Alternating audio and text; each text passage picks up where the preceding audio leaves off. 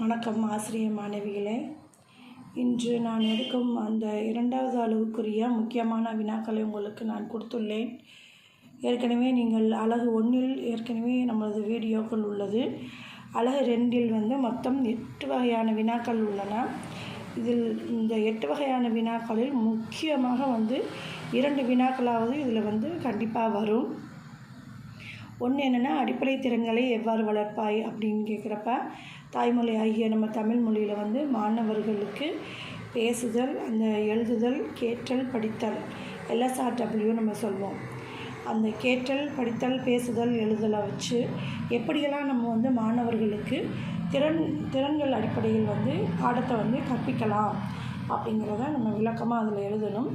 அடுத்து வினாக்கள் கேட்டல், படித்தல், எழுதுதல், அதுக்கடுத்து பேசுதல் திறன்களை எவ்வாறு தனித்தனியாக அதுக்குரிய வகைப்பாடுகளை வச்சு நம்ம எப்படி கற்பிக்க முடியும் அப்படிங்கிறதுக்கு நமது புக்கில் நிறைய எடுத்துக்காட்டு பாடல்கள், செய்யுள், இலக்கணம், அடுத்ததாக கவிதைகள், கட்டுரைகள் ஆகியவற்றை எடுத்துக்காட்டோடு நீங்கள் எழுதுனீங்கன்னா இந்த வினாக்கள் சிறப்பாக இருக்கும்.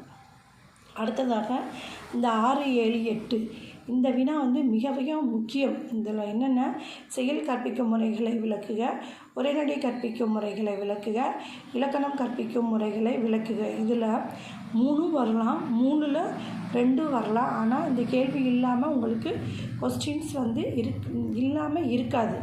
அதனால் இதை நீங்கள் நல்லாவே படிச்சுக்கணும். செயல் கற்பிக்கும் முறைகள், உரைநடை கற்பிக்கும் முறைகள், இலக்கண கற்பிக்கும் முறைகளில் முறைகள் இருக்குது. முறைகள்னு சொன்னாலே இப்போ இலக்கணத்துக்கு விதி வருமுறை, விதி விளக்க முறைன்னு 2 இருக்குது. இப்போ விதி வருமுறை அப்படின்னா விதியை பயன்படுத்தி நம்ம எப்படி இலக்கணத்தை கற்பிக்கிறோம். இன்னொன்று விதி விளக்க முறை அப்படிங்கிறப்ப விதியே இல்லாமல் நம்ம எப்படி சொல்லிக் கொடுக்குறோம் அப்படின்னு சொல்லிட்டு 2 வகையாக நம்ம இலக்கணத்தை நம்ம கற்பிக்கிறோம்.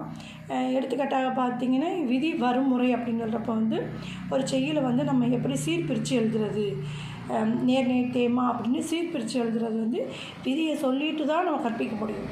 அதுக்கடுத்து விதி விளக்கமுறை அப்படிங்கிறப்ப நம்ம வினா எத்தனை வகைப்படும், விடை எத்தனை வகைப்படும், பொருட்கோள்கள் ஆகியவையில் நம்ம நேரடியாக நடத்திட்டு மாணவர்களுக்கு என்ன செய்யலாம் அப்படின்னம்னா அதுக்குரிய எடுத்துக்காட்டுகளை எழுதலாம்.